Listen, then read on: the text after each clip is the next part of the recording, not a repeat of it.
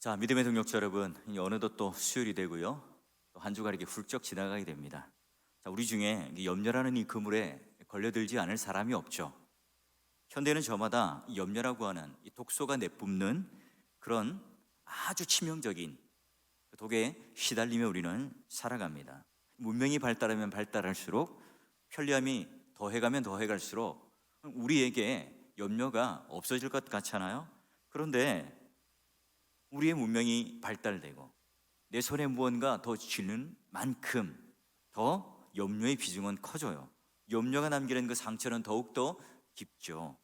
그리스도인으로 이 땅을 살아가면서 이런 염려와 근심이라는 것 때문에 하나님의 능력을 제한시키고 살아가는 사람들이 많죠.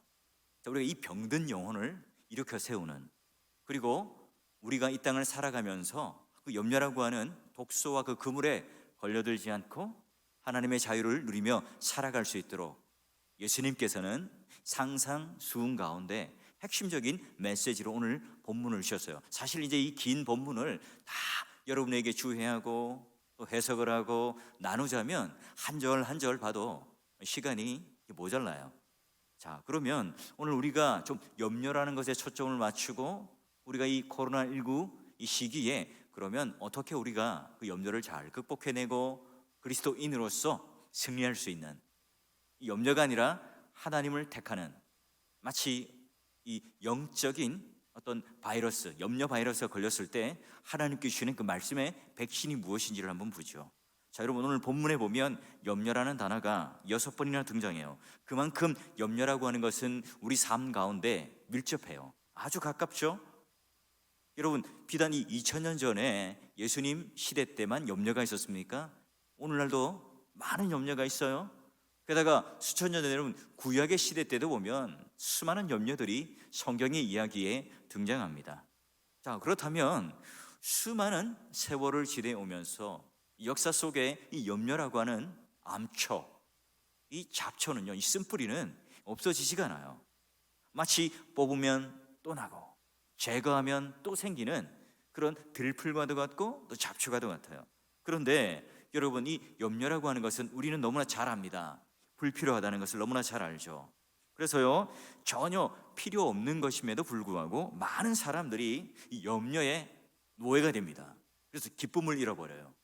게다가 구원의 기쁨과 내가 이 땅을 살아가는 수많은 하나님께 주신 그 만족과 기쁨을 잃어버리게끔 해요. 그래서 목적 없는 삶을 살게 하죠. 이 염려라고 하는 잘못된 렌즈가 끼워지면요, 앞이 잘 보이지가 않습니다. 무기력해지죠. 자, 오늘 이 말씀 중에도 27절 보십시오. 너희 중에 누가 염려함으로 그 키를 한 자라도 더 할 수 있겠느냐? 약간 좀 기분이 상하죠. 저같이 좀 키가 겸손한 사람들은 이 성경에 이제 키를 예로 드니까 살짝 상처를 받을 수도 있습니다. 하지만 여러분, 불을 보듯 확실한 이 진리 앞에 고개를 저을 사람은 아무도 없을 거예요. 네가 지금 이 키 작은 것을 탓하고 고민한다고 해도 상황이 달라지는 것이 아니다. 그렇다고 배로 키가 클 수 있는 게 아니다. 자, 그러니 네가 아무리 걱정하고 염려한들 그런 네 능력에 한계가 있다는 것을 깨닫게 되는 거다. 벗어날 수 없다. 여러분, 27절의 그 각주를 보게 되면요, 키라는 단어가 목숨이라는 단어로 대체할 수 있다, 이렇게 설명되어 있죠. 그러니 여러분, 염려함으로 너의 키가 한 자나 더 할 수 있겠느냐? 또 염려함으로 내 목숨을 한시라도 더 연장시킬 수 있겠는가 하는 것을 묻고 있습니다. 어느 목사님의 설교 중에 이런 비유를 하시더라고요. 염려라고 하는 것은 이 자동차를 이 중립기어에다가 놓고 가속 페달을 막 밟는 거나 마찬가지랍니다. 여러분, 이 기어가 걸리지 않고요, 그냥 가속 페달만 밟으면 엔진만 죽어라고 고생을 해요. 막 공회전이 되는 거죠. 기름은 기름대로 다 소진이 됩니다. 그러나 자동차는 1cm도 나가지 못해요. 이 바로 염려가 그와 마찬가지래요. 우리가 한 치 앞도 보지 못하고 한 걸음도 나가지 못하지만 그러나 우리의 에너지가 모두 다 소진되어 버리는 게 바로 염려랍니다. 염려는 그러기에 우리 인생 가운데 무가치하고 무의미한 개념입니다. 그럼에도 불구하고 우리는 염려에 사로잡히며 살죠. 또 길을 잃고 어둡게 살아가는 사람들이 너무나 많습니다. 이 염려가 우리는 이와 같은 수많은 설교 또는 수많은 경험들을 통해서 염려가 오늘 우리 가운데 정말로 이 불필요한 것이구나, 해봐야 소용이 없는 것이구나 압니다. 지식적으로 알지만 그 지식이 오늘 우리 현실 가운데 적용하며 살아가는 힘을 발휘하지 못해요. 자, 두 번째, 염려라고 하는 것은 해롭죠. 아주 해롭습니다. 자, 여러분 마태복음 13장 21절에도 보니까 염려 때문에, 환난 때문에, 고난 때문에 주님의 말씀을 기쁨으로 받지만 금세 사라져 버립니다. 게다가 말세에 성도들이 빠지기 쉬운 여러 가지 세 가지를 말하는데요. 방탕함, 술 취함, 생활의 염려로 뭐가 둔하여집니까? 마음이 둔하여지고 덫과 같이 우리 가운데 임한다. 여러분, 우리가 방탕하다, 술 취하다, 여러분 우리에게 굉장히 큰 해가 된다는 사실은 알죠. 그런데 생활의 염려, 이건 우리가 큰 어떤 해로 잘 모르죠. 여러분, 저희 집은요, 청소년 때에 또 제가 장가가기 전까지 집에 빚이 많았어요. 늘 이자를 갚아야 되는 부담이 있죠. 한 달이 얼마나 빨리 지나가는지 모릅니다. 저희 부모님이 늘 이게 밤잠을 이루지 못하고 이자를 내야 하는 그날, 늘 이렇게 설치고 힘들어하는 모습을 늘 보면서 자라왔어요. 여러분, 그런 염려들, 그런 어떤 우리 마음의 근심들, 이거 내가 안 하겠다고 안 되는 게 아니에요. 여러분, 그거 없더라도, 물질적인 어떤 부족함이 없더라도 이 자녀들을 내가 좀 인류대학에 보내야 되겠다, 내가 못다 이룬 그런 어떤 성공과 성취의 꿈을 좀 내 아들과 내 딸에게 좀 이루어야 되겠다, 여러분, 이런 대리만족을 가지고 있는 부모들에게는요, 초등학교 6학년 때부터 어떻게 하면 좋은 대학에 갈까 컨설팅을 하고 또 걱정하고 염려합니다. 한참 뒤에 있는 대학 입시를 위해서 부모가 염려하고 걱정한다고요. 이처럼 여러분, 염려라고 하는 것은 우리 가운데 무익하고요, 또 아주 치명적인 해를 입혀요. 그러니 오늘 우리가 영혼의 기능을 완전히 마비시켜버리는 역할을 합니다. 게다가 염려라고 하는 것은 사람을 무력하게 만들 뿐만 아니라 아주 전염성도 강하죠. 여러분, 우리 주위에 내 친한 친구의 부정적인 말을 하는 사람, 늘 염려를 끌어안고 살아가는 사람들과 함께 있으면 어때요? 나도 모르게 전염이 됩니다. 나도 모르게 그 사람과 함께 무력한 사람이 되고, 나도 모르게 그 사람과 같이 삐뚤어진 시각으로 볼 수밖에 없어요. 그래서 언제나 교회 안에는 하나님 말씀을 붙들고 긍정적인 사고를 하는 사람들과 함께 있을 때 내 신앙이 자라갈 수 있어요. 늘 우리의 연약함, 우리의 부족함들은요, 이 시간이 지나면 메워져야 하는 것들이죠. 그런데 오늘 나를 비롯해서 내 주위에 있는 사람들이 지나치게 염려를 함으로 내 이웃에게도 그 염려를 전염시키고 나 자신의 건강까지 해치는 일들이 있어요. 그러므로 말미암아 수명을 단축하는 사람도 있죠. 그러니 내가 염려가 너무나 지나치면 영적으로 눌릴 뿐만 아니라 무기력해지고 더군다나 치명적인 위험에 빠질 수도 있습니다. 염려라고 하는 것은 마치 이 사람의 목을 꽉 물어가지고요, 숨을 틀어막게끔 만듭니다. 그리고 힘과 기능을 상실시키게 만들어요. 여러분 알죠? 쥐가 고양이에게 딱 물리게 되면요, 목을 딱 물고 있으면 힘을 잃고 신음을 조금 하다가 결국 생명이 끊어집니다. 보니까 동물의 세계, 사자나 또는 그런 아주 포식 동물, 이런 짐승들은요, 그 연약한 짐승들의 입을 딱 틀어막고 쥐고 놓아주지 않더라고요. 결국은 질식해서 그 동물이 죽습니다. 염려라고 하는 것이 오늘 우리 스스로를 물어뜯어서 우리 입을 딱 틀어막고 우리가 호흡을 못하도록 기진맥진하도록 죽음의 골짜기 속에 몰아넣는 짐승과도 같아요. 여러분, 특별히 우리가 영적인 경우가 더욱 심각합니다. 내가 요 하나님 은혜 가운데 있어요. 내가 하나님 가운데, 보호 가운데, 하나님께서 나와 함께 하시는 친밀함 가운데 있습니다. 이럴 때 여러분, 상처를 잘 안 받죠.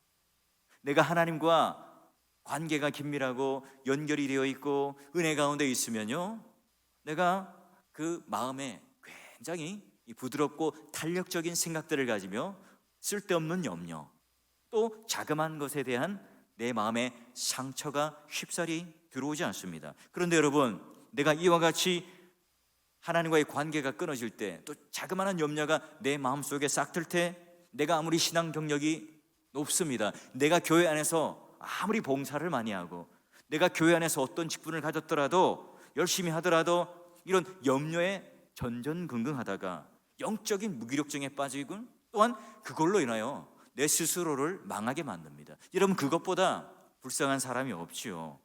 자, 그래서 어느 책에 보니까 이런 예화가 있더라고요. 어떤 한 사업가가 사업에 대한 고민과 염려가 너무 많아요. 또 이 불확실한 미래에 대해서 자기가 다 책임지고 CEO, 오너로서 이걸 헤쳐나가기가 너무 힘들어요. 그 늘 불안하고 초조한 마음 때문에 시간을 쫓기는 생활을 하고 잠을 잘 이루지 못해요. 그러던 어느 날 사업가는 결심을 합니다. 야, 내가 이런 매일매일 이 염려에 사로잡혀서 살 이유가 있겠는가? 차라리 일주일 중에 하루만 딱 염려를 하자. 그래서 염려가 생기면 다 메모를 하는 겁니다. 그리고 박스를 하나 만들어 놔요. 그 메모지를 그 박스에다 넣습니다. 그래서 딱 수요일만 염려하는 날을 하자. 그래서 수요일만 그 박스를 개봉해서 그 메모지를 읽는다고 그래요. 그런데 이 사업가가 이제 메모지를 쓰면서 염려들을 그 박스 안에 넣었는데요, 며칠 지나서 수요일 날 그 메모지를 보면요, 아, 이거 내가 왜 이런 걸 걱정하고 염려했지? 대수롭지 않은 문제로 다 탈바꿈되어 있는 게 거의 대부분이라는 겁니다. 수요일 날 그 염려 상자를 통해서 그는 어떤 염려나 분노의 시간이 딱 지나고 나고 사태가 진전되면 그 염려의 내용마저도 희미해진다는 거예요. 염려할 이유마저도 생각이 안 나요. 기억이 안 납니다.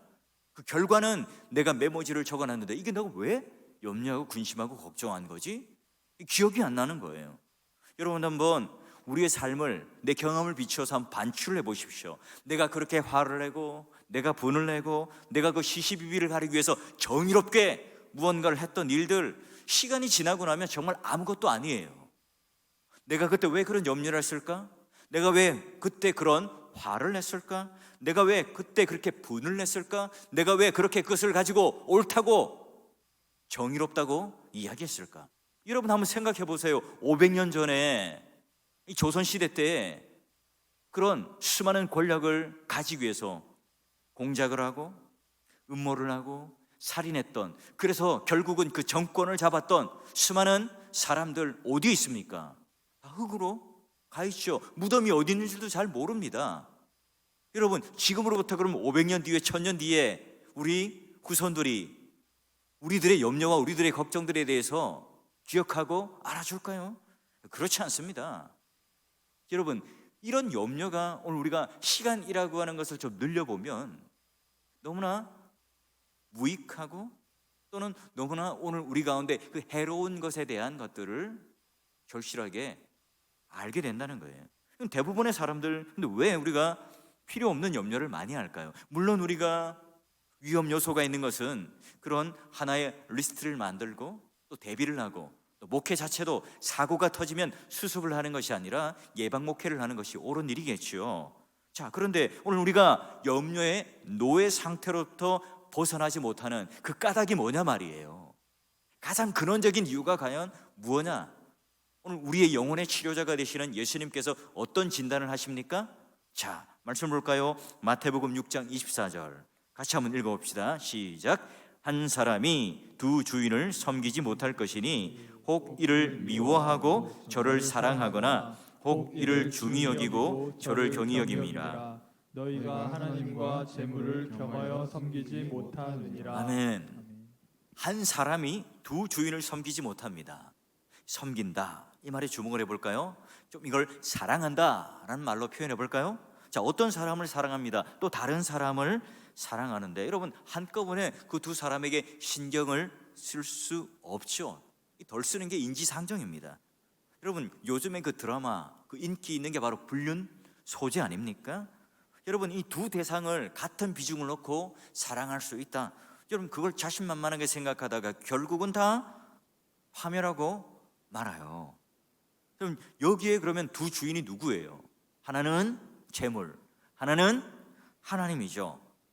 재물과 하나님을 어떻게 동급으로 둘 수 있습니까? 재물은 물질이잖아요. 하나님은 인격적인 하나님 아닙니까? 우리의 주인이고 우리와는 견줄 수 없는, 비교할 수 없는, 질적으로, 차원적으로 너무나 차이가 나는 그런 창조주이시고 우리는 피조물입니다. 그 피조물 가운데 하나의 물건, 물질이 뭐예요? 돈이잖아요. 재물입니다. 그런데 어떻게 성경은, 아니 예수님께서는 재물과 하나님을 동급에 두고 두 주인이라고 표현할까요? 여러분, 어떤 사람이 염려 가운데 시달리게 됩니까? 여러분, 이 돈이라고 하는 것 자체가 바로 그냥 돈이 아니에요. 만몬, 신이 되는 거죠. 돈신입니다. 돈 때문에 사람을 죽이기도 하고 영혼을 팔기도 하고 또 몸을 내어놓기도 하고 또한 해하기도 합니다. 사람들은 하나님과 돈을 내가 동시에 잘 섬길 수 있다고 지극히 이기적이고 자기중심적인 생각을 해요. 우리는요, 어쩔 수 없는 우리 본성 자체가 마치 자석을 내 마음에 품고 있는 것처럼 모든 것들을 나 중심적으로 끌어당기고 살아가는 사람들이에요. 여러분, 24절 말씀을 제가 의역해 볼까요? 자, 너는 너 자신을 속이고 있다. 이 둘은 똑같이 섬길 수 없다. 이제 너는 양자택일해라. 하나만을 선택해라. 여러분, 어떤 사람이 염려에 시달립니까? 돈의 노예가 되어 매달리는 사람, 염려가 항상 그림자처럼 따라다닐 거야. 예수님께서 가장 근원적인 염려에 대한 그런 처방을 이렇게 얘기하세요. 여러분, 생각해 보십시오. 돈을 많이 가지면 행복할 것 같잖아요. 부자가 행복해야 되잖아요. 여러분, 우리가 돈 많이 가진 부자들 행복해 보입니까? 물론 목사님, 한 번도 그런 돈을 안 가져봐서 한번 가져보고 확인해 보고 싶은 좋겠어요. 뭐 그렇게 말하는 사람도 있겠지만, 여러분, 돈을 많이 가지면 행복할 것 같지만 염려가 단짝같이 쫓아다녀요. 많은 사람들은요, 그 많은 것을 잃어버릴까 봐 염려하고 불안해하고 걱정합니다. 물론 여러분, 염려를 하지 않는 실력이 우리는 있기 때문에 염려를 안 한다, 뭐 그것보다는 뭐 저처럼 아예 재물이 없기 때문에, 돈이 없기 때문에 우리는 염려를 덜하죠. 저는요, 뭐 보이스피싱 전화가 오더라도 뭐 염려가 안 돼요. 통장에 돈이 없으니. 뭐 속아봐야 돈을 인출해 나갈 수가 없습니다. 부동산 사기 전화를 걸어와도 뭐 혹하지 않아요. 살 수 있는 돈이 없기 때문에. 또 주식이 떨어져 봐야 염려가 안 됩니다. 뭐 어디 코스피가 어떻고 나스닥이 어떻고 그런 말에 대한 관심이 별로 없습니다. 왜요? 내 수중에 주식이 하나도 없으니까요. 그걸 살 여유도 없을 뿐더러 그거 할 마음이 없기 때문에 그래요. 그러니 여러분, 그런 것들을 많이 가지고 있는 사람들은요, 조금만 환율이 흔들리거나 경제가 곤두박질 치면요, 밤잠을 자지 못하죠. 제 아는 목사님도 10몇 년 만에 늘 중고차를 사다가 새 차를 하나 샀어요.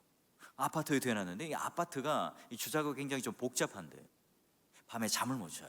새 차를 샀는데 누가 긁을까 봐, 누가 뭉콕을 할까 봐, 결국 막 밤에 모자 쓰고 베란다에 나와서 그 차를 보고 있는 거예요. 근데 언제 자유로워졌는가? 어느 날 갑자기 그 사모님이 한번 사고를 내면서 쿡 쳐박고 나니까 그때서야 포기하고 자유로운 마음이 생기더라는 거예요. 자, 여러분, 누가복음 12장 15절 보십시오. 삼가 탐심을 물리치라. 사람의 생명이 그 소유에 넉넉한 데 있지 않다. 성경은 말하고 있습니다. 오늘 우리의 마음의 넉넉함 가운데 그 행복이 있지 않다, 생명이 있지 않다. 믿음의 동역자 여러분, 생명과 행복은 전적으로 이 만물을 지으신 하나님께 달려있다.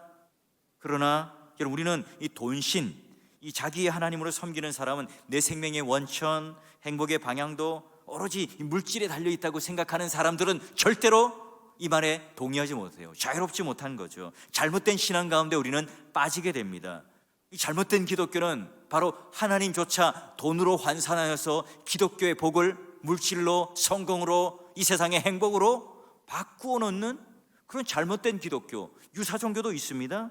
여러분, 이 순간부터 우리는 그 염려라고 하는 것이 돈신을 섬기는 그 방향을 향해서 끊임없이 우리는 달려가요. 사람이 죽고 살고 행복의 이 모든 문제, 불행의 문제가 성경의 여러 곳에 소유에 적고 많음에 있지 않다, 주님은 말씀하셨죠. 하지만 사람들은 말씀을 내 진리의 말씀으로 고역하지 않아요. 말씀은 말씀이고요. 교회 안에서나 설교를 들을 때나 통용되는 말이지만 내가 이 땅을 살아가면서 이렇게 살 수는 없죠. 세상 사람들 한번 보십시오.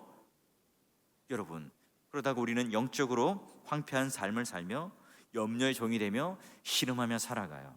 하나님께서는 그의 자녀들이 이런 염려의 노예가 되기를 결코 원하지 않으세요. 하나님께서 원하시는 그 자녀의 모습은 뭡니까? 이 염려를 안 할 수는 없어요.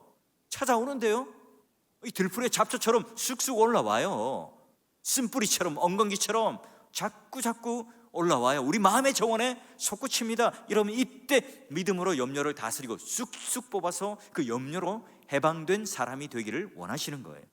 자, 여러분, 세상 사람들이 볼 때에 기독교인들 또는 세상 사람들 자기들과 별 차이 없다고 생각해요. 왜죠?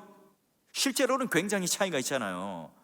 똑같이 뭔가 돈을 밝히는 것 같고 똑같이 성공을 향하여 사는 것 같아 보여요. 그렇게 착각해요. 그러나 여러분, 세상이 평안하고 염려가 없을 때는 신자와 불신자가 그대로 적나라하게 구별이 됩니다. 여러분, 사회적으로 이제 불안한 일이 속출이 되고요, 정치적으로 경제적으로 위기에 처할 때, 여러분, 이때 신자란 누구인가가 정확하게 구별이 됩니다. 여러분, 하나님만을 섬기는 사람이라면, 오늘 하나님 백성이라면, 오늘 하나님께서 그 염려 가운데 우리를 해방시켜 주신 분이라는 사실을 알 때에 여러분, 우리가 위기를 당해도 의기소침하지 않습니다. 진실한 그리스도인은 그 위기 앞에서도요, 불안하여 갈팡질팡하며 그 염려 속에 휩싸이거나 물려 죽는 사람들이 아닙니다. 오히려 세상 사람들이 염려 가운데 휩싸여 있을 때에 위로해주고 의연하게 그들에게 등들어주고 격려해주고 위로해주는 그 대처하는 지혜로운 모습을 보이는 사람들이 바로 그리스도인이죠.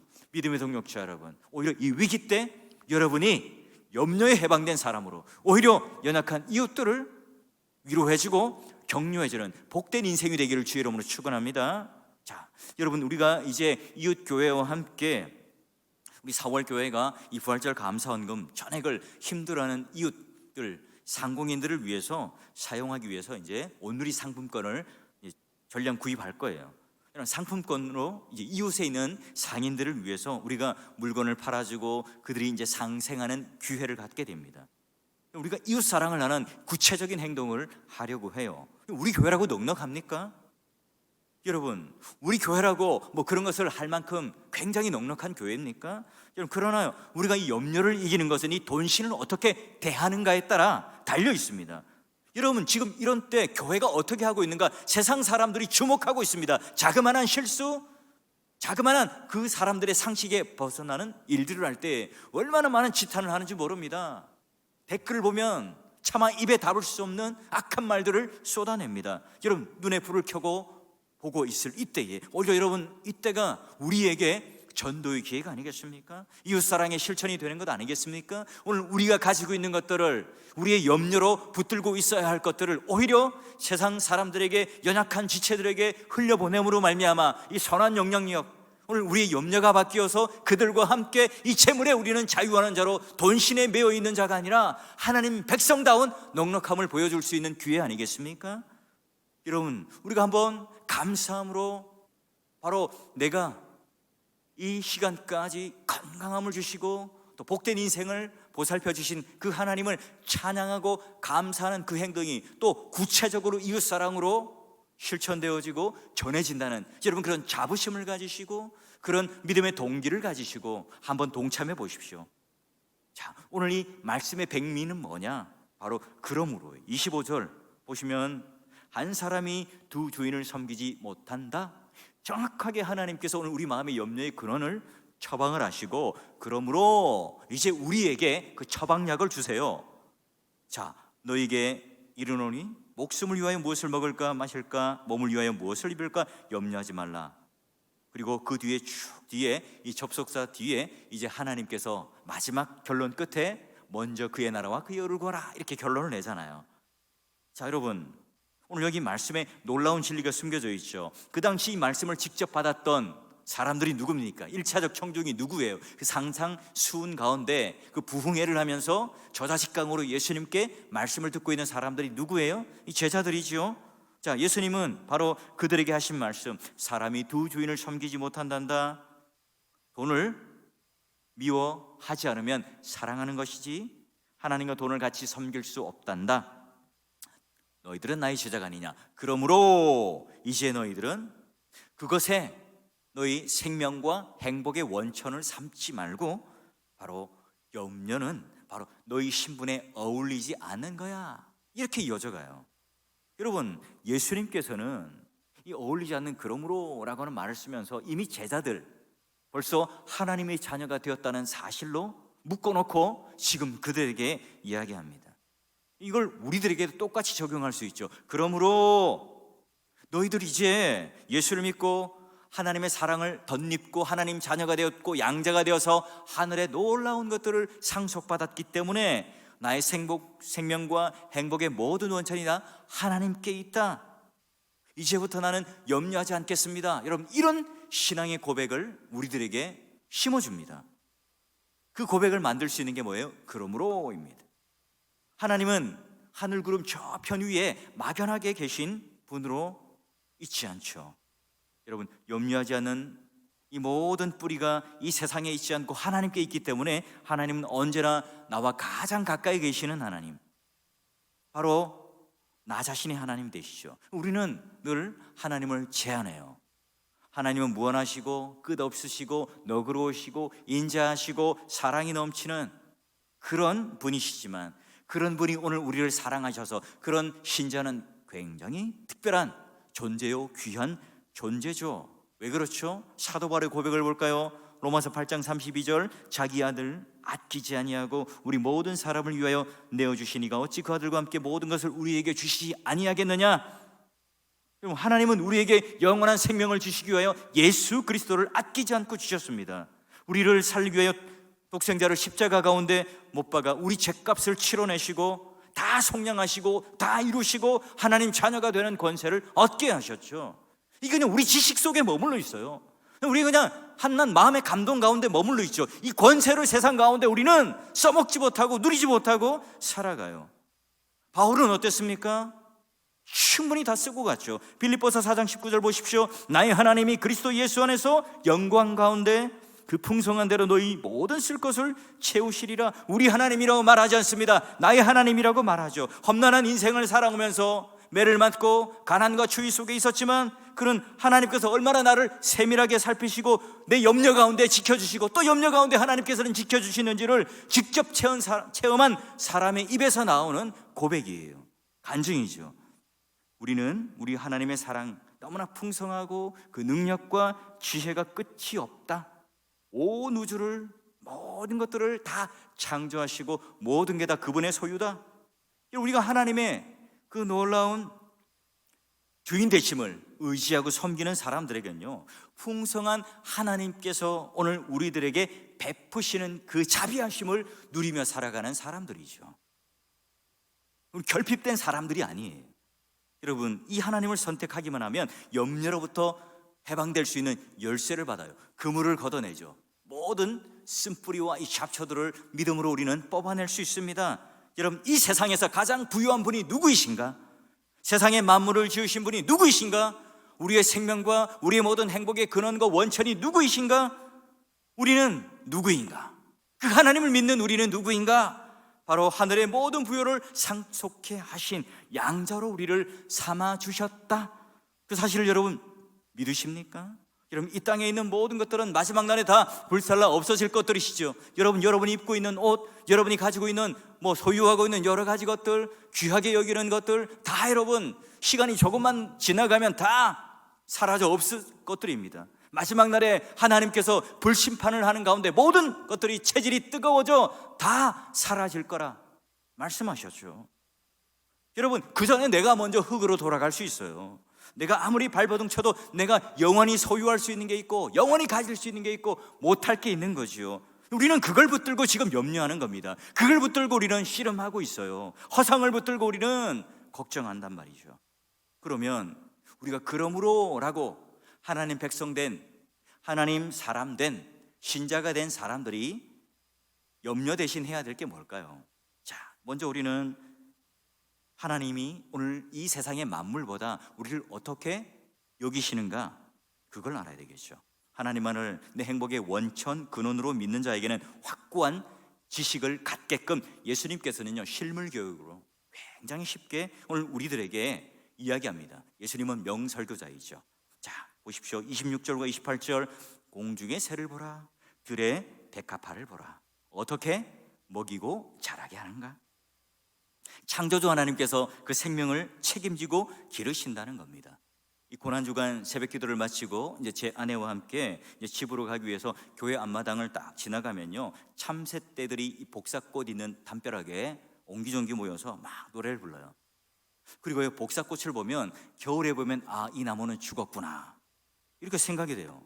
뭐 저같이 농사를 안 지어본 사람은요, 이거 나무 다 말라서 더 얼어 죽었구나 생각하는데, 여지없이 봄만 되면 또 꽃을 피우고 열매를 냅니다. 주님이 키우시죠. 온 우주에 존재하는 모든 생명을 다 하나님께서 책임지세요. 적지 않은 믿음의 선배들도 바로 이 새와 꽃들을 통해서 그 하나님의 놀라운 그런 뜻들을 깨닫는 사람들이 많아요. 명설교가 유명한 로이드 존슨 목사님도요, 책을 화보집으로 내요. 루터도요, 유명한 하나 일화가 있어요. 자기 집에 기르는 새 한 마리가 있었는데, 그 새에게 내가 이 세상을 살아가면서 바로 내가 가장 위대한 설교자로서 상대하는 자가 바로 이 새라는 거예요. 밤마다 이제 새장 앞에 가면 모이를 딱 주면 그 새가 모이를 먹고 막 퍼덕거리면서 하나님을 찬양합니다, 이제 배가 부릅니다. 물론 이제 새가 그렇게 하진 않았겠죠. 자, 그러면서 새근새근 잠을 드는 것을 본대요. 그러면 이 모습을 보는 루터는요, 야, 하나님께서 모든 피조물을 입히시고 먹이시는구나. 수많은 정적들, 종교개혁을 해나가며 선구자가 되어서 수많은 난관을 뚫고 가는 그 상황 가운데 그는요, 한시도 편히 잘 수 있었을까요? 그럼에도 불구하고 이 새에게 먹이를 주면서 야, 나는 저 새보다 훨씬 귀한 존재가 아닌가? 이런 생각에 루터는 모든 근심을 버리고 잠을 이룰 수 있었다고 합니다. 여러분, 공중에 나는 새, 들에 핀 백합화, 우리는 그보다 더한 하나님의 형상이죠. 하나님께서 우리를 얼마나 잘 보살펴 주시겠는가? 여러분, 이 확고한 지식이 바로 내가 이것들보다 더 잘 먹이시고 더 알뜰하게 살피시며 우리의 부족함을 채워주시는 하나님이 오늘 나의 하나님이다. 이 분명한 지식이 오늘 우리 마음 가운데 있을 때 염려가 우리 삶 속에, 우리 마음 가운데 쏙 올라오면 또 믿음으로 뽑아버리고, 또 그분이 오면 그걸 걷어내고 다시 한번 하나님 안에 자유를 누릴 수가 있어요. 자, 그러면 이제 그러므로라고 하는 그 이후에 어떤 신앙 고백을 담아내는가? 자, 6장 33절 한번 보세요. 같이 한번 읽어봅시다. 시작. 그런즉 너희는 먼저 그의 나라와 그의 의를 구하라. 그리하면 이 모든 것을 너희에게 더하시리라. 아멘. 여기 그런즉이라고 하는 것은요, 동그라미를 치는 거죠. 일종의 신앙 고백입니다. 이 신앙은 바로 하나님 나라와 그 의를 먼저 구하는 자에게 생깁니다. 그의 나라와 그의 의를 구한다는 게 무슨 뜻이죠? 교회 와서 무조건 살아야 한다, 교회에다 모든 돈을 다 바치고 우리는 헌신해야 된다, 이 말을 하는 것이 아니죠. 바로 부모가 이 아이들에게 먹을 것과 또 입힐 것을 제공하는 것처럼 정상적인 부모라면 그런 것들을 보살펴 주는 거죠. 저희 집에도 세 아들이 있는데 지금 뭐 코로나 때문에 계속 집안에 있어요. 부모가 알아서 다 공급해 주기 때문에 그들은 염려 걱정이 없습니다. 뭐 엄마 먹을 거 없어요? 엄마 점심 때 뭐 먹죠? 엄마 저녁은 또 뭐 해 먹을 겁니까? 여러분, 하나님은 우리 아버지가 되시고 우리의 모든 필요한 것들을 다 아시는 분이에요. 그러기에 하나님만 섬기고 또 하나님이 오늘 우리의 행복과 생명의 원천이라는 것 사실을 아는 게 뭡니까? 먼저 그 나라와 그 의를 구하는 것과 똑같은 동의어예요. 같은 맥락의 말이에요. 하나님의 자녀는 그러기에 염려 대신 뭐라죠? 오직 기도와 간구와 감사함으로 아뢰 주십니다. 하나님께 의탁하며 나가죠. 그분을 바라봅니다. 그래서 여러분, 믿음의 선배들의 고백들과 예수님께서 오늘 우리들에게 명령하신 걸 보세요. 요한복음 14장 1절, 너희 마음에 근심하지 말라. 또 너희 염려를 다 주께 맡겨라. 아무것도 염려하지 말고 다만 모든 일에 기도와 간구로 너희 구할 것을 감사함으로 하나. 우리는 하나님의 자녀고 부자 아버지를 모시고 사는 복된 사람입니다. 하나님의 자녀이기 때문에 싱그러운 수목처럼 세상에 빛이 나야 돼요. 우아할 정도로 우리는 패기를 가지고 있고 우리에게는 놀라운 평화가 있습니다. 하나님께서 함께 하시면 우리 마음은 언제나 천국이기에 이때도 우리는 찬양을 하고 간증을 하며 나아가죠. 염려는 이미 우리의 영역이 아니기 때문에 그렇습니다. 우리는 오랜 경험을 통해서 하나님이 어떻게 우리 삶 가운데 역사하시는가 압니다. 여러분, 이런 경제적인 어려움을 통해서 어떤 우리의 시험이 있을지 몰라요. 필요할 때마다 하나님께서 우리에게 원하는 것들을 충분히 넘치도록 채워주신 것을 경험합니다. 번번이 우리는 어려움에 봉착했지만 하나님이 하시는 일이기에 그 인간적인 염려는 필요 없다는 사실을 우리는 경험을 통해서 너무나 잘 압니다. 교회가 여러분 이 위기를 극복하기 위해서 하나님과 함께 또 우리 당회의 결정과 함께 선한 일들을 할 때 선한 영향력이 힘있게 펼쳐나갈 수 있도록 여러분도 이 염려를 떨쳐내고 오늘 먼저 그의 나라와 그의 의를 구하는 두 주인이 아니라 하나님을 선택하는, 내 생명과 행복의 근원이 바로 하나님이라고 선택할 수 있는 용기 있는 사람이 되십시오. 우리는 이런 때 염려에 사로잡히는 사람이 되어서는 안 됩니다. 지금까지 살아온 것은 우리가 가지고 있는 소유물 때문이 아니죠. 바로 메마른 땅에 비를 주시고 구름을 주시고 자비로우시고 긍휼하신 그 하나님께서 우리를 붙들으시고 도와주시고 인도하시고 은혜롭게 이곳까지 건강한 삶으로 우리 목숨을 주셨기 때문에 여러분 우리가 이곳까지 온 것 아닙니까? 오늘 예수 그리스도께서 우리 안에 주시는 평안이 얼마나 놀라운 것인가. 불안과 염려에 떨고 있는 세상 사람들을 향하여 오히려 우리가 환한 얼굴로 찬양하는 얼굴로 행복한 모습으로 그들에게 하나님의 영광을 돌려드리는 하나님의 그 궁극적인 목적과 뜻이 무엇인지를 보여주는 사람이 되십시오. 예수를 믿으면 염려거리가 달라지죠. 무엇을 입을까? 무엇을 먹을까? 그 이방인들이 고민하고 염려했던 것들이 아니라 이제 내가 어떻게 하면 더 정결하게 거룩하게 살아갈 수 있을까? 내가 무엇을 마실까? 이 염려를 하는 것이 아니라 내가 어떻게 하면 성령에 목말라 할까? 어떻게 내가 말씀에 배고파할까? 내가 어떻게 하면 하나님 뜻에 헐떡이며 나아가는 그런 자가 될까? 기도의 갈증, 말씀의 갈증, 심령에 대한 목마름, 영혼에 대한 애틋함, 하나님을 향한 갈망, 여러분 이런 것들이 오늘 내가 바라야 할 신령하고 거룩한 염려 아니겠습니까? 진정으로 여러분 이 어려운 시기에 하나님께서 오늘 여전히 이 세상 사람들과 함께 덮쳐오는 염려의 그림자가 또는 그 맹수가 우리의 목을 틀어잡지 않고 오히려 하나님께서 내 생명과 내 모든 행복의 근원이시라는 먼저 그의 나라와 그의 의를 구함으로 말미암아 진정으로 우리의 모든 바램과 우리의 소원함과 우리의 시선이 그 하나님께 딱 붙들려 있어서 내 마음 가운데 만족하는 마음, 기뻐하는 마음, 자족하는 그 하나님을 붙들고 살아가는 복된 인생 되시기를 주의 이름으로 축원합니다.